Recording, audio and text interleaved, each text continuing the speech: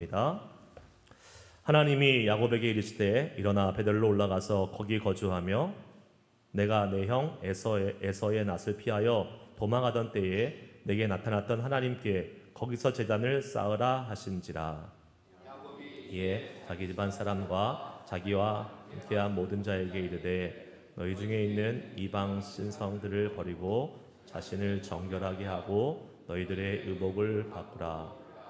우리가 일어나 베델로 올라가자 내 환난 날에 내게 응답하시며 내가 가는 길에서 나와 함께 하신 하나님께 내가 거기서 제단을 쌓으려 하노라 하매 그들이 자기 손에 있는 모든 이방 신상들과 자기 귀에 있는 귀고리들을 야곱에게 주는지라. 야곱이 그것들을 세겜 근처 상수리 나무 아래 묻고 그들이 떠났으나 하나님이 그 사면 고울들로 크게 두려워하게 하셨으므로 야곱의 아들들을 추격하는 자가 없었더라.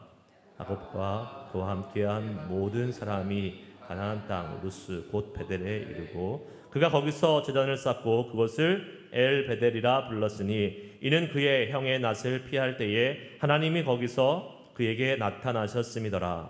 이브가의 이모 드보라가 죽음에 그를 베델 아래에 있는 상수리 나무 밑에 장사하고 그 나무 이름을 알론 바굿이라 불렀더라. 야곱이 바탄 아람에서 돌아오매 하나님이 다시 야곱에게 나타나사 그에게 복을 주시고 하나님이 그에게 이르시되 내 이름이 야곱이라 하지 마라. 내 이름을 다시는 야곱이라 부르지 않겠고 이스라엘이 내 이름이 되리라 하시고 그가 그의 이름을 이스라엘이라 부르시고 하나님이 그에게 이르시되 나는 전능한 하나님이라 생육하고 번성하라 한 백성과 백성들의 총회가 내게서 나오고 왕들이 내 허리에서 나오리라.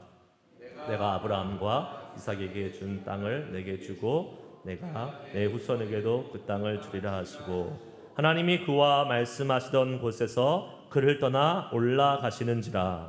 야곱이 하나님이 자기와 말씀하시던 곳에 기둥 곧 돌기둥을 세우고 그 위에 번제물을 붓고 또 그 위에 기름을 붓고 다 같이 하나님이 자기와 말씀하시던 곳의 이름을 베델이라 불렀더라. 아멘. 할렐루야. 할렐루야. 아멘. 찬양받기에 합당하신 우리 주님, 우리의 찬양과 예배를 통하여 큰 영광 받으시는 줄 믿습니다.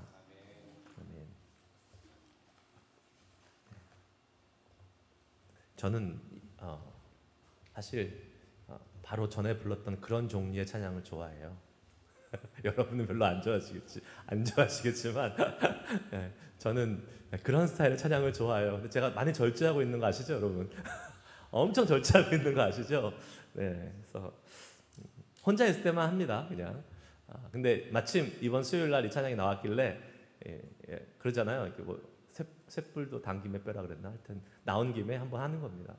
나왔을 때 딱 익혀야죠. 그러니까 수요일 날 어차피 한번 했으니까 우리가 다시 한번 하면서 익히면 너무 좋은 찬양이에요. 너무 좋은 찬양이에요. 여러분들 익숙하지 않아서 그렇지. 하여튼 뭐 이것도 하고 저것도 할 수 있으면 좋은 겁니다. 찬송가도 부르고 컨템포러리한 찬양도 할 수 있으면 다 할 수 있는 거예요. 그리고 영어도 하고 한국말도 하면 엄청 이득 있잖아요, 미국에서. 그것처럼 다 할 수 있으면 좋습니다.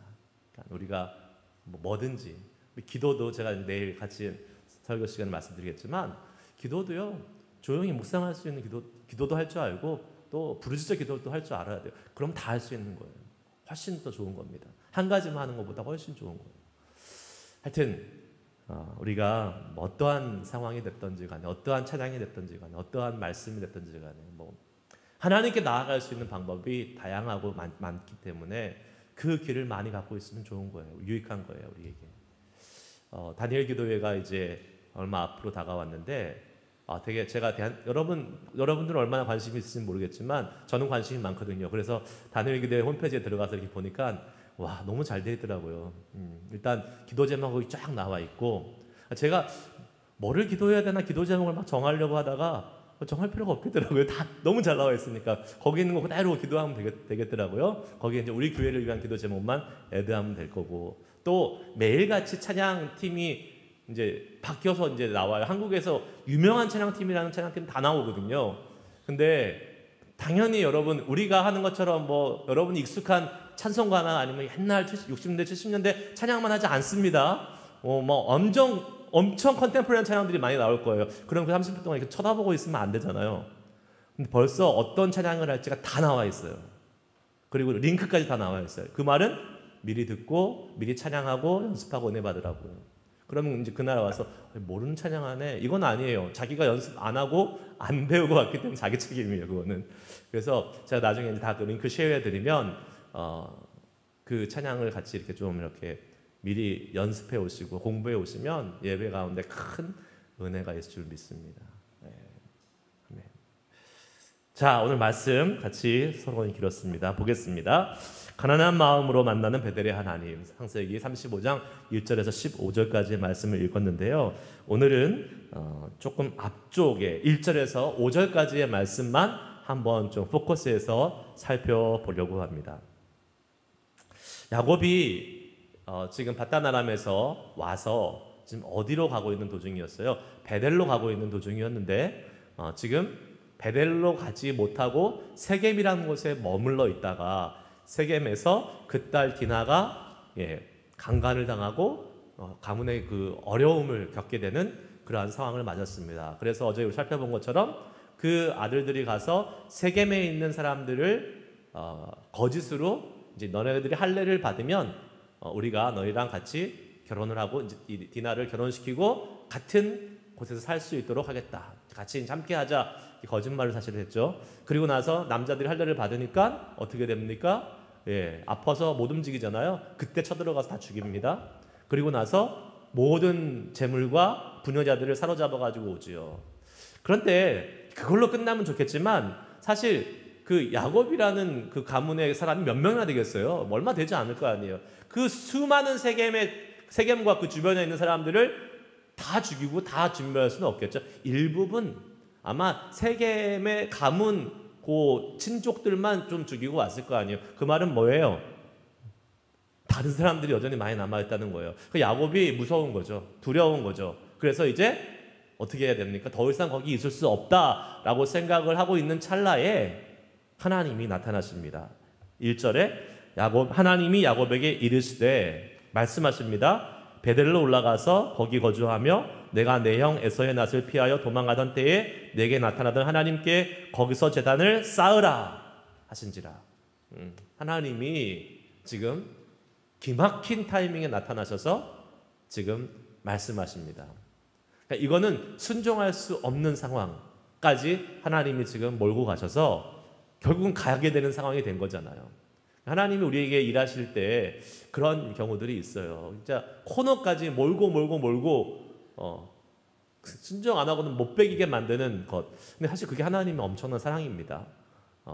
순종 안 하고 벌 받는 것보다 순종하게끔 코너에 몰아놓으시는 것이 하나님의 큰 사랑이에요. 우리의 삶이 내 삶이 어렵고 힘든 고난의 삶 길로 이렇게 막 가고 있는 것 같아도 그것이 하나님께 순종할 수 있는, 하나님을 더 붙잡을 수 있는 은혜의 시간을 우리가 기억해야 되는 것입니다.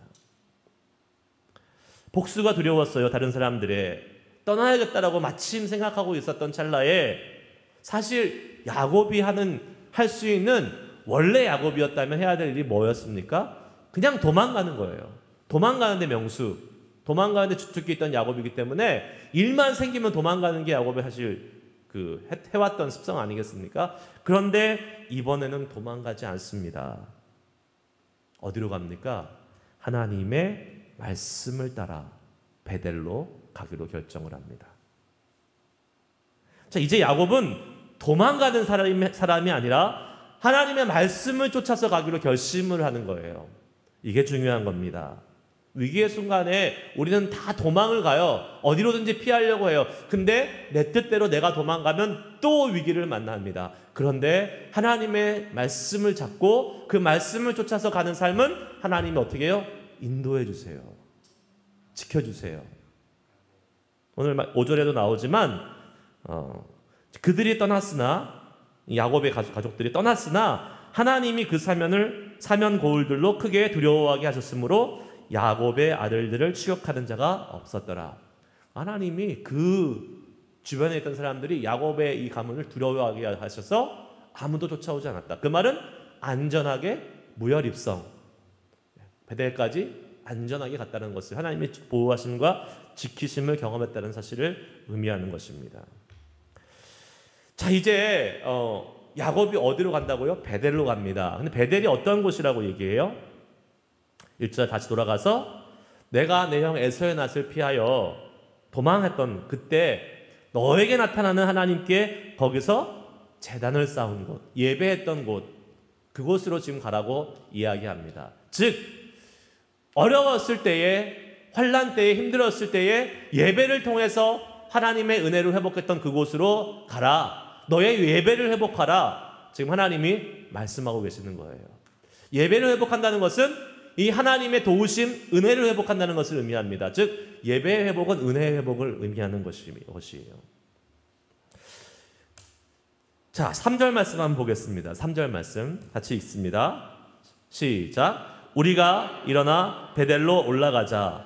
내 환난 날에 내게 응답하시며 내가 가는 길에서 나와 함께 하신 하나님께 내가 거기서 제단을 쌓으려 하노라. 아멘. 지금 야곱이 올라가는 이유가 뭐예요?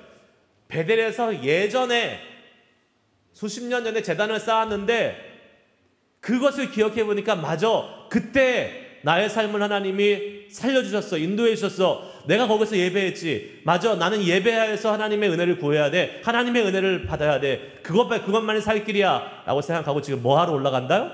제단을 쌓으려 올라간다라고 지금 말하고 있습니다. 예배하러 올라간다라고 말하고 있어요. 그러면 이게 뭡니까? 지금 야곱은 예배를 회복하기 위해서, 예배는 뭐의 회복이에요? 은혜의 회복을 위해서 제자리로 돌아가는 것을 말하고 있는 것입니다.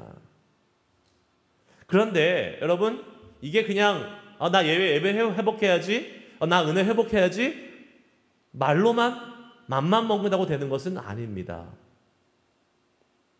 신앙생활이 그런 거예요. 나 하나님의 은혜 회복해야지, 하나님 사랑해야지, 맘만 먹고 끝나는 경우가 얼마나 많아요? 그러면 아무 일도 안 나타나요, 우리 삶에. 하나님은 우리가 하나님이 주신 감동에 순종할 때, 그 감동에 우리의 삶을 맡기고 실천할 때, 그때 역사하는 줄 믿으시기 바랍니다. 아무리 마음 먹어도 되지 않아요. 왜요? 우리의 마음에는 두 가지 생각이 항상 있어요.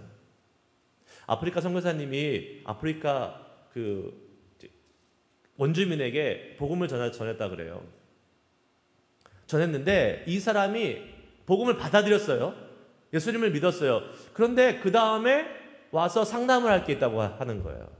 이 선교사님한테 상담을 하는 거예요. 뭐라고 상담을 하냐면, 선교사님, 제가 예수님 믿고 너무 좋은데 예수 믿고 난 다음에 제 마음에 문제가 하나 생겼습니다. 그러는 거예요. 뭐예요? 제 마음에 두 마리 개가 계속 싸웁니다. 계속 으르렁 짖어댄다는 거예요. 하나는 흰 개고 하나는 검은 개인데 흰 개와 검은 개가 계속 서로 싸우고 있대요. 내가 하나님 말씀대로 살려고 하면 그 흰 개가 막 짖으면서 막 응원해 준다는 거예요. 그런데 옆에서 검은 개가 안 된다고, 그렇게 가면 안 된다고 계속 그 두 마리가 계속 싸우고 있다는 거예요. 그 말이 뭡니까? 마음만 먹는 거로는 안 된다는 거예요. 우리의 마음 안에는 항상 두 마음이 존재합니다. 그러면 어떻게 해야지 그 하나님의 은혜를 회복할 수 있을까? 하나님의 은혜를 누릴 수 있을까? 어떻게 해요? 흰 개가 이기게 내가 흰 개의 목을 잡고 가는 거예요. 검은 개는 계속 짖어라. 나는 이제 이 흰 개의 인도함을 받아서 가겠다. 가야지, 순종해야지, 실천해야지 하나님의 능력이, 은혜가 나타나는 것입니다. 지금 야곱은 어떠한 순종을 합니까? 어떠한 실천을 합니까? 세 가지를 2절에서 우리는 살펴볼 수가 있어요. 첫 번째, 2절을 다시 한번 읽어볼까요? 다 같이 읽습니다. 시작. 야곱이 자기 집안 사람과 자기와 함께한 모든 사람에게 이르되 너희 중에 있는 이방 신상들을 버리고 자신을 정결하게 하고 너희들의 의복을 바꾸어 입으라. 세 가지 말하고 있습니다. 첫 번째, 뭐 하라 그래요? 너희 중에 있는 뭘 버리고? 이방 신상들을 버리고 라고 이야기하고 있습니다. 우리가 예배를 회복하기 위해서 제일 먼저 필요한 것은 우상을 버리는 것입니다. 우상을 같이 함께 세상 말로 끄시고 와가지고 같이 가지고 와가지고 하나님을 예배한다? 그거는 말이 안 되는 거예요. 왜냐하면 하나님은 유일하신 하나님, 그리고 하나님은 질투하신 하나님, 하나님만을 예배하기 원하시는 분들이기 때문에 그렇습니다. 그렇기 때문에 우리가 갖고 있는 우상들을 가지고 와서 내 옆에 놓고 같이 예배한다는 것은 말이 안 되는 거예요. 그 예배는 예배가 아니고 하나님에 맞지 않으십니다. 야곱이 지금 객지에서 생활한 지가 얼마나 됐어요? 20년이 넘었습니다. 20년. 그러니까 하나님이 아닌, 물론 하나님이 동행을 했죠. 계속 야곱과 동행을 했죠. 그런데 야곱이 살았던 환경은 뭐였어요? 하나님이 없는 이방 땅에서 살았던 거예요. 그렇죠? 하나님이 없는 이방 땅에서 지금 사는 겁니다. 그러면 어떤 일이 벌어집니까? 그 주변에 있는 이방의 세속적인 영향력이 계속 들어오는 거예요. 야곱이 원턴 원치 않던 계속 그 영향을 받고 사는 거예요. 그러면 사람이기 때문에 자기도 모르게 거기에 동화되거나 노출되거나 영향을 받게 될 수밖에 없습니다. 여러분, 우리가 정말 정신 똑바로 차리고 살아야 될 것은 우리가 사는 베이 지역이 엄청난 영적인 도전이 많은 곳이라는 사실입니다. 사실 남부 바이블 벨트에 살면요, 조금 느슨해도 괜찮아요. 왜요? 분위기가 다 예수 믿는 분위기고 분위기가 다 기독적인 분위기예요. 하지만 베이 지역은 안 그렇습니다. 여기는요, 한순간 마음을 놓잖아요. 한순간 긴장을 풀잖아요. 그럼 어떻게 된다고요? 나락으로 떨어지는 곳입니다. 그래서 우리는 정신을 바짝 차리고 있어야 돼요. 그러니까 바이블 벨트에서 사단이 올 수 있는 가능성이 10이라면 여기는 90인 거예요. 그렇기 때문에 이 지역에 사는 사람들은 더 많이 기도해야 되고 더 많이 우리의 영혼이 깨어서 하나님께 나아가야 됩니다. 아멘? 네.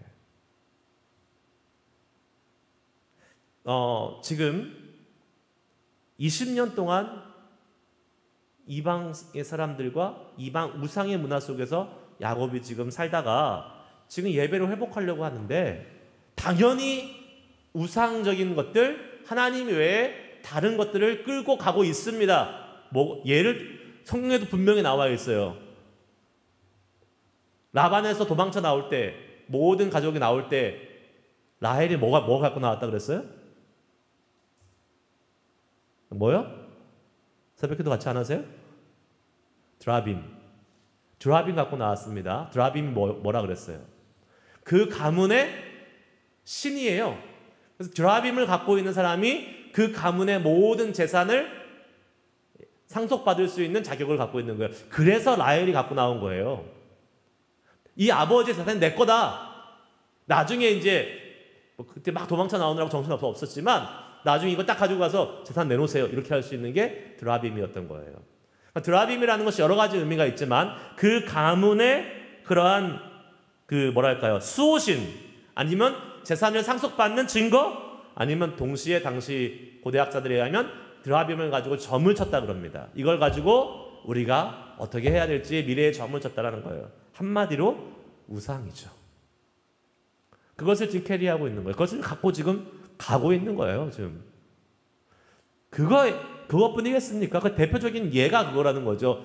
온갖 생각들, 마음에 자신이 갖고 있는 여러 가지 삶의 방식들이 다 어디에? 우상의 것들과 연결돼서 지금 가고 있는 거예요. 근데 뭐 하라고 얘기합니까? 우상을 뭐 하라고요? 버려라. 그거 가지고 예배 못해. 그거 가지고 베델에서 제사 못해. 지금 야곱이 지금 이렇게 이야기하고 있는 것입니다. 여러분, 우리가 예배를 회복하고 싶다면, 은혜를 회복하고 싶다면 우리의 예배의 유일한 대상이 하나님임을 인정해야 됩니다. 유일한 대상 하나님을 예배해야 되는데 우상을 가지고 나와서 예배하고 있어요? 그 예배는 하나님이 안 받으십니다. 받지 않으세요. 시간 낭비. 그렇기 때문에 우리의 삶의 수많은 우상들을 뭔지를 봐야 돼요. 내가 하나님보다 중요하게 여기는 것은 다 우상이라 그랬어요. 그렇기 때문에 그것을 어떻게 해요? 버리고 나와야 된다는 것입니다. 버린다는 것이 어떤 의미일까요? 네. 뭐 예를 들면 자식도 우상이 될 수 있다고 그랬잖아요. 자식 버려야 돼요? 내다 버려야 돼요? 쟤네들 내다 버려야 돼요? 야, 기특하더라고요. 아빠가 늦게 들어왔는데 지들이 먼저 제일 걸어와서 맨 앞에 딱 앉잖아요. 야, 습관이 무서운 거예요. 자기 아빠 자리가 저기라는 거 아는 거예요. 근데 그 자식이 우상이 되면 자식을 버려야 돼요? 갖다가 내버려. 나 너랑 한 살아. 나는 이제 하나님만 섬길 거야. 이거예요? 아니잖아요. 그러니까 하나님이 자식보다 우선순위에 있는 겁니다. 그걸 알아야 돼요. 자식을 버리라는, 이 버리라는 의미는 내 삶에 우선순위에 놨던 것을 뒤로 미루라는 거예요. 버리라는 거예요. 그 우선순위를 버리라는 거예요. 하나님이 가장 최고십니다. 하나님이 가장 먼저십니다. 그거를 우리가 고백하고 나아가면 왜요? 하나님이 우리가 다 주신 건데 자식도 재산도 지위도 뭐 명예도 다 주신 건데 그것이 하나님을 위해서 잘 쓰임 받을 수 있는 것으로 그때 비로소 사용될 수 있는 것이죠. 첫 번째 우리가 버려야 될 게 우상입니다. 그러니까 우선순위. 가장 먼저 넣어야 될 거.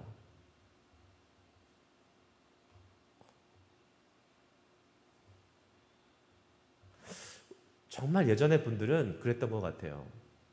정말 하나님이 우리 정말 처음 예수 믿었던 우리의 아버지, 할아버지들 세대에서는 정말 하나님이 가장 먼저였어요.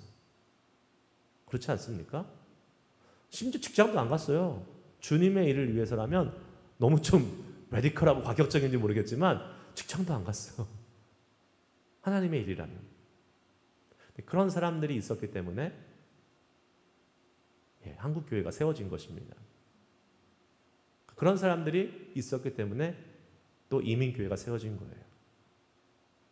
근데 우리는 안 그런 것 같아요. 우리는 좀 하나님 우선순위를 놓지만 가끔은 다른 하나님의 우선순위, 하나님보다 다른 우선순위가 많이 생기는 것 같아요. 제가 알던 그 자매의 아버지가 있어요. 뵌 적은 없어요. 근데 그 자매가 이제 미국에 사는데 오랫동안 살았잖아요. 오랫동안 미국에서 살았어요. 근데 한 번도 그 부모님이 특히 아버지가 안 오시는 거예요.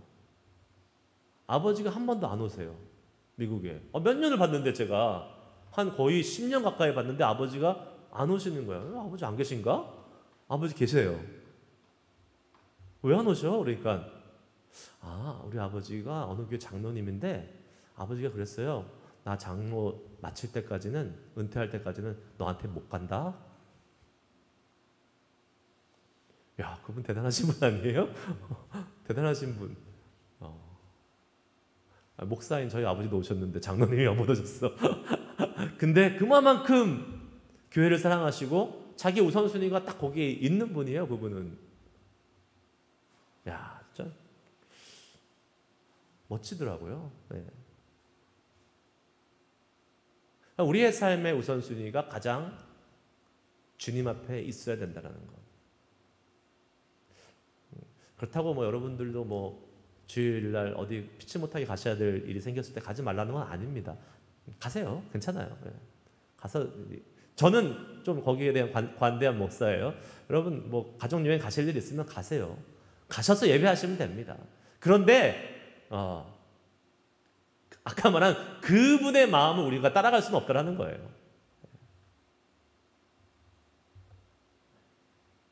우상을 버려야 됩니다. 우상.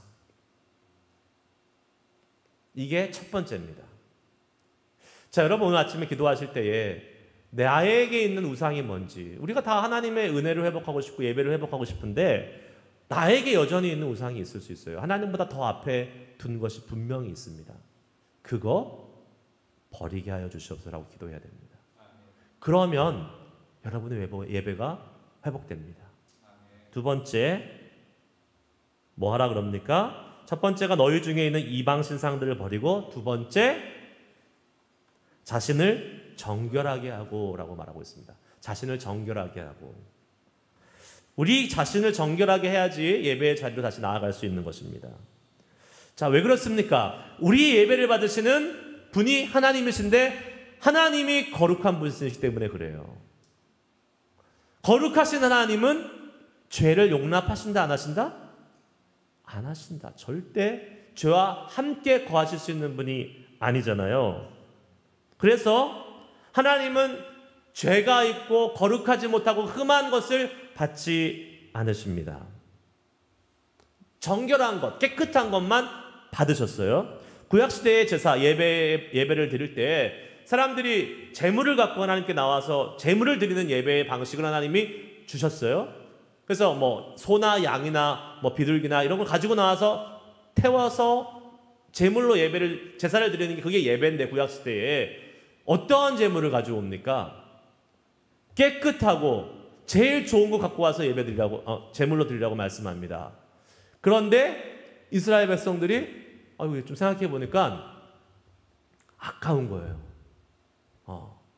그러니까 이 여러 가지 뭐 가축들이 있으면, 뭐 예를 들면 양이라고 칩시다. 양이 10마리 있으면 기왕 하나님께 예배 드리는데 내 거 좀 좋은 거 남겨놓고, 요거 어차피 내가 이제 별로 쓸모 없고 어차피 얘는 뭐 별로 가치가 없고 나가서 팔아도 돈도 안 되는 건데 이거 제물로 갖다 드리자. 이런 일들이 이스라엘 유다 말기에 많이 생깁니다. 하나님이 뭐라고 말씀하십니까? 원래 뭐라고 말씀하셨어요? 레위기 22장 22절에 한번 우리가 읽어보겠습니다. 시작. 너희는 눈먼 것이나 상한 것이나 지체에 배임을 당한 것이나 종기 있는 것이나 습질 있는 것이나 비료 먹은 것은 여호와께 드리지 말며. 하나님이 딱 말씀하셨어요, 율법으로. 근데 사람들은 그렇게 안 했다는 거예요. 왜 그렇게 안 했을까요? 하나님이 모른다고 생각했기 때문에 당연히 그렇게 했겠죠. 하나님이 안다고 생각했으면 절대로 그렇게 안 했겠죠. 하나님 모르셨습니까? 다 아셨어요. 너 나 그런 제사 안 받는다. 하나님 말씀하셨어요. 우리는 지금 제물을 드리지 않죠. 우리는 뭘 드립니까? 우리를 드려요.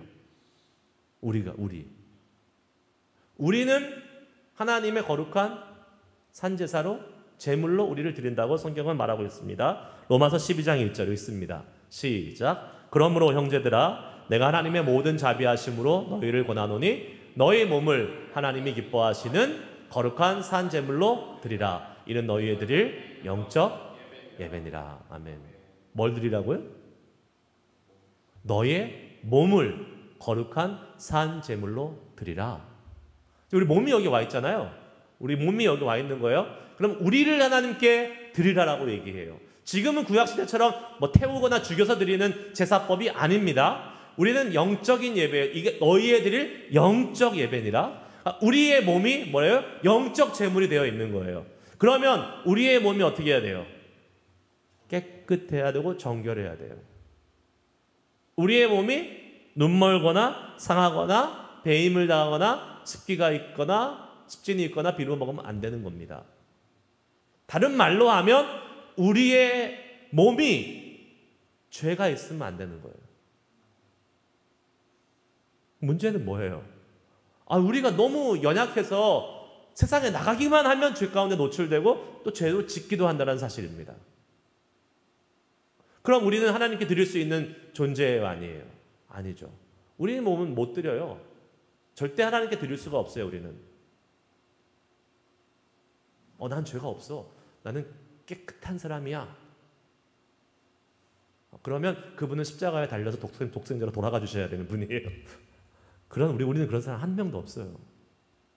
우리는 다 죄에 노출되어 있고 그 죄에 빠집니다. 그럼 우리 예배 못 드리는 거예요? 아니잖아요. 하나님께서 우리가 흠없게 되고 정결하게 될 수 있는 길을 열어놓으셨잖아요. 예수 그리스도를 통해서. 십자가에서 죽으신 예수 그리스도의 보혈로 우리는 깨끗이 씻김을 받은 거룩한 산 제물이 될 수 있는 것입니다. 그래서요, 여러분, 우리가 사실은 주님 앞에 나아갈 때 항상 예수 그리스도의 보혈을 의지하지 않고는요, 우리의 예배는 예배가 아닙니다. 하나님 안 받으세요. 왜요?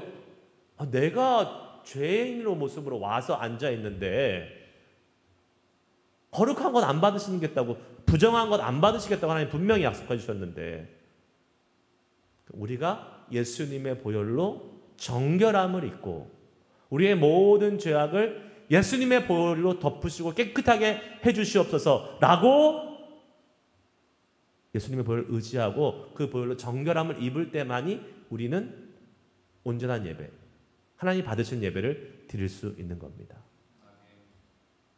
그래서 여러분, 제일 먼저 예배 드릴 때요, 물론 이제 기도하시는 분들이, 대표 기도하시고 또 예배를 인도하는 분들이 예수님의 보혈을 의지하고 강조하고 기도하겠지만, 여러분도 개인적으로 먼저 주님 앞에 나왔을 때에 주님, 오늘도 우리의 예배를, 또 내 자신을 주의 보혈로 덮으시고 깨끗게 하여 주시옵소서 라고 먼저 기도하는 것이 제일 중요합니다. 그럴 때 뭐가 생깁니까? 다시 죄에서 회복시켜 주시는 자유함, 기쁨, 내가 죄인이었을 때, 구원받았을 때 그때의 구원의 감격, 이게 다시 생겨나는 거예요. 우리의 죄를 용서하신 하나님의 은혜, 예수님의 십자가의 희생이 예배 때마다 감격으로 나타날 수 있는 거예요. 근데 그 예수님의 보혈을 의지하지 않고 생각하지도 않고 그냥 나와서 그냥 내 힘든 거, 내 어려운 것만 그냥 하나님 앞에 들이밀고 나가면, 그거 하나님이 그렇게 기뻐하실까요? 그것도 해야죠. 근데 그 전에 뭐 하라고요? 예수님의 보혈을 의지해서 내가 먼저 거룩한 산 제물이 돼야 된다. 세 번째, 뭐 하라 그럽니까? 그 다음에 마지막으로 자신을 정결하게 하고 너희들의 의복을 바꾸어 입으라 라고 말하고 있어요. 예배가 회복되고 우리의 삶의 은혜가 회복되기 위해서 의복을 바꿔 입어라 그랬어요. 이거는 뭡니까? 의복을 바꿔라 입어라. 네. 사실은 앞에의 것은 좀 개념적인 그런 좀 의미가 있다면 이 뒤에는 실천적인 의미가 더 강합니다. 옷을 진짜 바꿔 입는 거예요. 옛날 옷을 벗고 새 옷을 입고 하나님께 나아가라는 겁니다.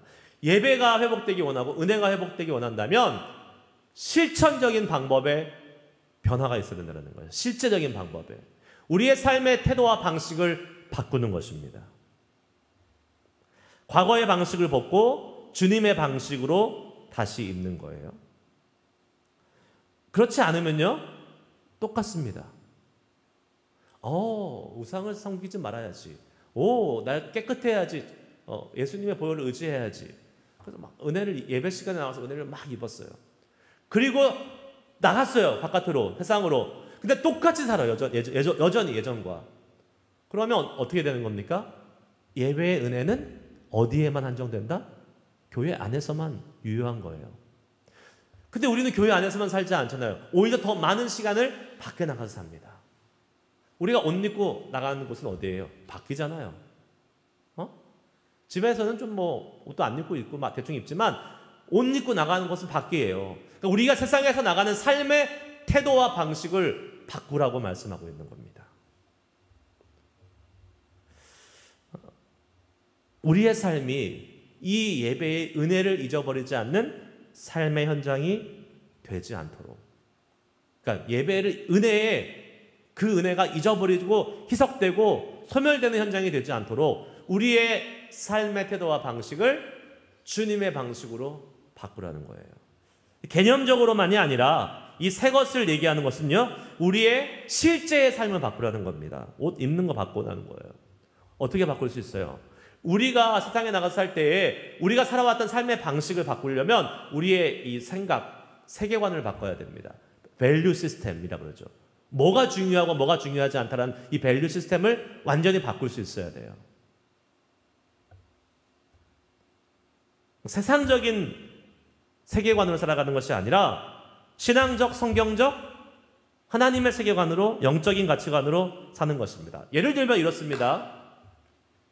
세상적인 가치관으로 살면 이렇게 할 수밖에 없어요. 나한테 막 못되게 하고, 나한테 막 힘들게 하고, 나한테 어렵게 하는 사람들, 그래, 갚아줘야 돼. 그리고 그대로 갚으면 안 돼. 더 갚아야 돼. 그래야 내 직성이 좀 풀리잖아요. 그대로 갚으면 안 풀려요, 사실. 저는 안 풀리더라고요. 그래서 갚으려면 제대로 더 갚아야지. 근데 이게 세상의 시스템이잖아요. 세상의 방식. give and take. 줬어? 나 이만큼 줬어? 나 이만큼 갚아줄 거야. 이건 세상의 방식이에요. 그러면 하나님의 방식은 뭐예요? 성경은 뭐라고 말씀하고 있습니까? 나한테 원수진 자들 어떻게 하라고 그랬어요? 70번씩 7번이라도 용서하라고 그랬어요. 그러면 우리는 세상의 방식으로 살 것인가 하나님의 방식으로 살 것인가 결정하는 거예요. 이제는 옷을 바꿔 입어라 라는 의미는 내가 갖고 있던 세상의 방식을 바꾸라는 것을 의미합니다.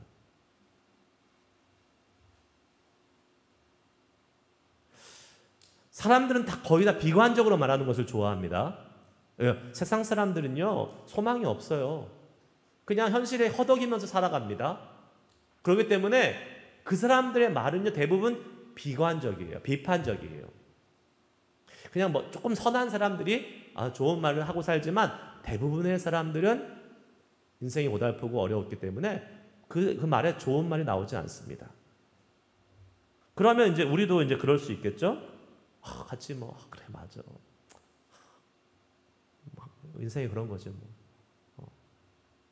힘들지, 어렵지. 어떻게 되려고 이렇게 돌아가는지 모르겠어. 그렇게 사는 것이 세상의 방식이라면 하나님의 사람은 그렇게 살라고 얘기하지 않습니다. 왜요? 하나님은 우리의 소망이 되시기 때문에 그렇습니다. 소망을 얘기하는 거예요. 희망을 얘기하는 거예요. 여러분의 말을 보세요. 특별히 이제 옷을 바꿔 입자는 말을 제가 이렇게 한번 적용해 봤어요. 내 말을 바꾸는 거예요. 내 말을. 기독교인들이 세상 사람들이 하는 말과 똑같은 말, 걱정하는 말, 비판하는 말, 불평하는 말 이렇게 하고 있잖아요. 그러면 그 사람의 삶에 예배 회복은 없습니다. 안 돼요. 없는 것뿐만 아니라 전도의 문을 막는 그러한 아주 안타까운 사람이 되는 거죠. 우리는요, 희망을 얘기하는 사람이어야 돼요. 잘 될 거다. 좋아질 거야. 할 수 있어. 근데 그게 그냥 허공에다 대고 우리의 신념을 얘기하는 것이 아니라 하나님이 그렇게 하실 거기 때문에 믿음으로 우리는 얘기하는 겁니다. 그러한 삶을 살면요, 우리 주변에 사람이 붙게 되어 있습니다.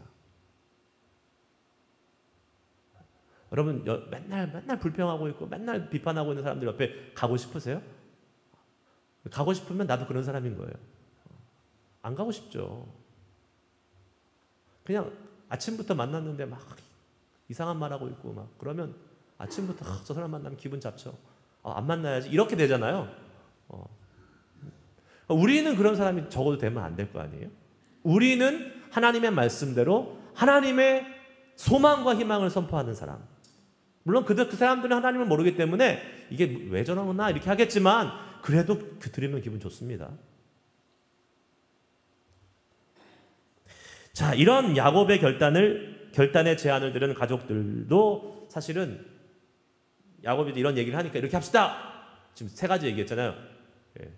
이 방식을 버리고 자신을 정결케 하고 옷을 바꿔 입고 베들로 올라가자 하니까 야곱의 가족들이 곧바로 실천합니다. 이게 멋있어요. 4절 말씀 보세요. 4절 말씀 읽습니다. 시작. 그들이 자기 손에 있는 모든 이방 신상들과 자기 귀에 있는 귀고리들을 야곱에게 주는지라. 야곱이 그것들을 세겜 근처 상수리 나무 아래 묻고. 아멘. 자, 뭐 아까 말했던 드라빔, 뭐 가져왔던 모든 우상들을 야곱이 그렇게 하자 하니까 다 갖다 놓은 거예요. 그리고 어떻게 했어요? 땅속에 묻어버렸어요. 여러분, 저는 우리 교회에 또 여러분의 삶에 이런 은혜가 있기를 축복합니다. 하나님이 누군가에게 말씀하세요. 이렇게 해야지 너네가 살아. 이렇게 해야지 너네가 은혜가 회복돼. 말씀하시면 그 영적인 리더의 말에, 하나님의 말에 순종하는 겁니다. 누구를 통해서 주로 말씀하시겠어요? 누구를 통해서? 교회는 질서가 있습니다. 교회는요, 반드시 하나님이 세우신 리더들을 통해서 말씀하십니다. 교회의 전체적인. 여러분의 뭐 개인적인 사정은 여러분이 개인에게 말씀하실 거예요. 근데 교회에 대한 일들은 철저하게 하나님이 세우신 리더들을 통해서 하나님이 말씀하십니다.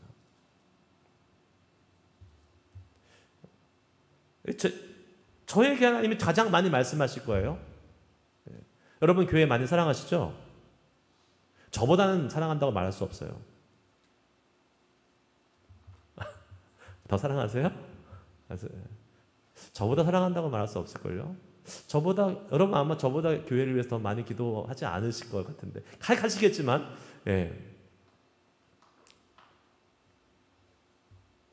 하나님이 세우신 목회자들과 또 리더들, 또 당의 장로님들, 이런 이 리더십을 통해서 하나님이 말씀하세요. 특별히 주일날 강단을 통해서 하는 말씀은 우리 교회 전체를 향하신 하나님의 메시지를 진짜 제가 심사숙고, 기도, 하나님과의 깊은 교제 스트러글링을 통해서 가지고 말씀드리는 거잖아요.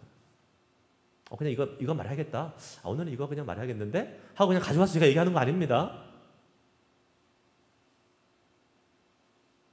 진짜 고민하고 기도하면서 하나님이 우리 교회에 뭐를 말씀하실까?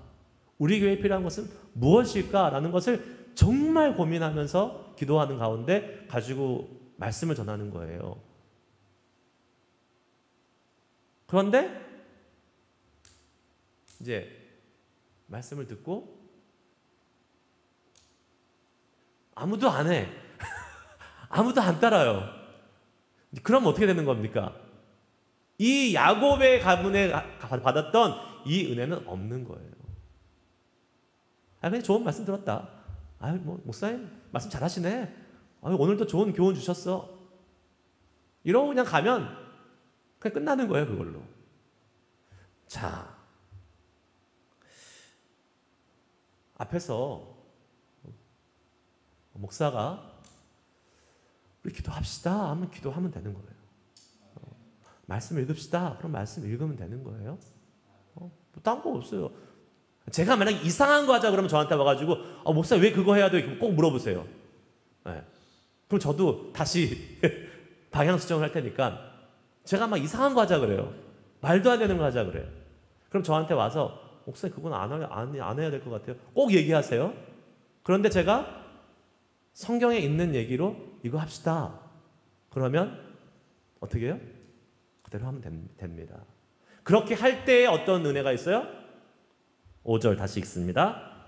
5절 시작. 그들을 떠났으나 하나님이 그 사면 고울들로 크게 두려워하게 하셨으므로 야곱의 아들들을 추격하는 자가 없었더라. 자, 영적인 리더인 야곱의 말에 순종하고 온 가족이 일사불란하게 움직였을 때에 하나님이 어떠한 복을 주세요? 순종했을 때에 그 가족을 지키시고 보호하시는 복을 허락해 주셨습니다. 베델까지 아까 말했죠? 탄탄대로 무혈입성한 거예요.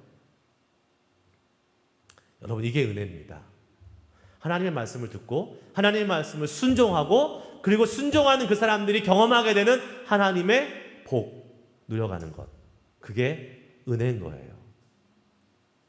그 영적인 질서와 법칙이 잘 되어 있는 교회는 이 복을 누려가는 거고, 그렇지 않는 교회들은 계속 스트러글 하는 겁니다.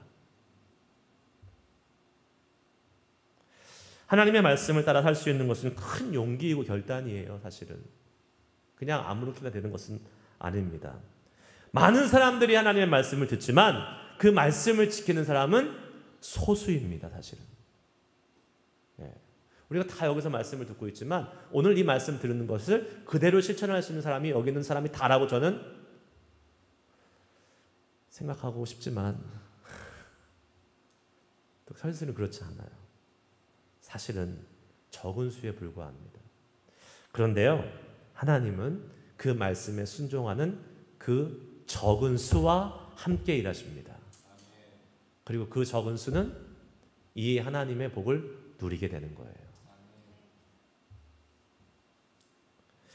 베델, 예배와 은혜의 자리로 안전히 올라갈 수 있도록 인도하시는 복이 주의 말씀에 순종하는 저와 여러분에게 있기를 간절히 축복합니다. 아멘. 기도하시겠습니다. 말씀을 기억하시면서 우리 함께 기도하실 때, 하나님, 우리도 베델로 올라가야겠습니다. 예배가 회복되야겠습니다. 하나님, 이 예배를 통해서 우리의 삶에 하나님의 지켜주신 보호하심의 은혜, 그 은혜를 누리길 소망합니다. 이 망신을 버립니다. 예수 그리스도의 보혈로 우리를 정결케 하기 원합니다. 우리의 옷을 갈아입고 세상의 옷이 아닌 거룩한 주의 옷을 입은 자들 되기를 소망합니다. 이 시간 하나님께서 여러분에게 말씀하시는 대로 함께 기도하며 나아가도록 하겠습니다. 기도하시겠습니다.